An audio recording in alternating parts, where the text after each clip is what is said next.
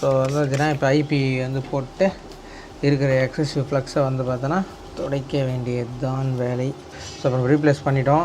So இப்போ இங்கெல்லாம் வந்து 5 வோல்ட் வருதான்னு சொல்லிட்டு பார்க்கணும். அதுக்கடுத்து வந்து பார்த்திங்கன்னா இங்கே மீட்டரில் எடுக்கிற லோட்லேயே வந்து தெரிஞ்சிடும் போர்டு வந்து ஓகேவா இல்லையான்னு சொல்லிட்டு. ஸோ இப்போ இதை அப்படியே வச்சுக்கலாம், ஆன் பண்ணிடலாம்.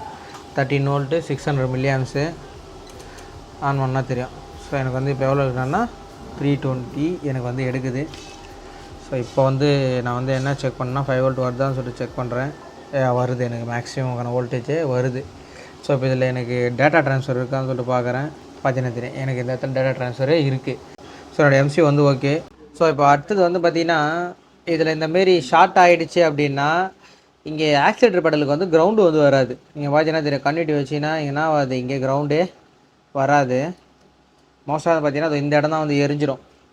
இந்த பிட்டு தான் என்னன்னா எரிஞ்சிடும். ஸோ இதுதான் நம்ம என்ன பண்ணோம், ஒரு ஒயர் போட்டு பற்ற வச்சு இந்த கம்ப்ளைண்ட் வந்து ஓகே பண்ண வேண்டியது தான்.